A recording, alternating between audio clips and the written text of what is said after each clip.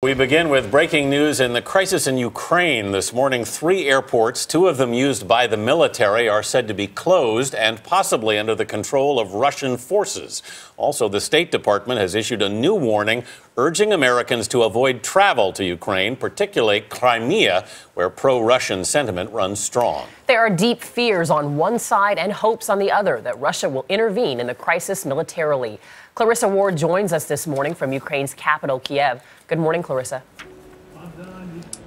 Good morning, Anthony and Benita. Well, that's right. Despite pleas from the international community, the situation on the ground in Crimea appears to be escalating rapidly. The newly elected pro-Russian leader of the region has said that he is in sole control of the police and the army, and he is calling on President Putin to help stabilize the situation. Meanwhile, here in Kiev, the Ukrainian defense minister says the Ukrainian military is on high alert. He claims that Russian troops are now blocking buildings and military bases in Crimea. Yesterday, we saw those masked gunmen in military fatigues as they took over the region's 2 main airports. Today, they've added a 3rd airport. The day before yesterday, they took over the parliament.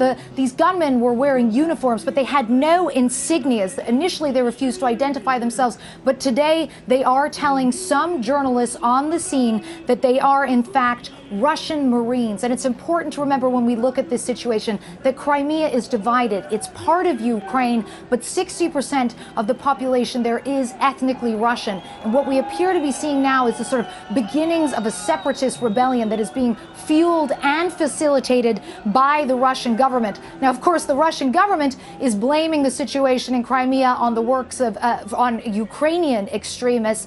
They have said even the Russian parliament has voted now for President Putin essentially to further stabilize the situation. This could possibly be a pretext for sending more troops into Crimea, having more troops on the ground. That, of course, only likely to exacerbate this situation even further and push this conflict into a realm where neither side is any longer able to pull back from the brink. Anthony and Benita. Clarissa Ward in Kiev in Ukraine. Thanks, Clarissa.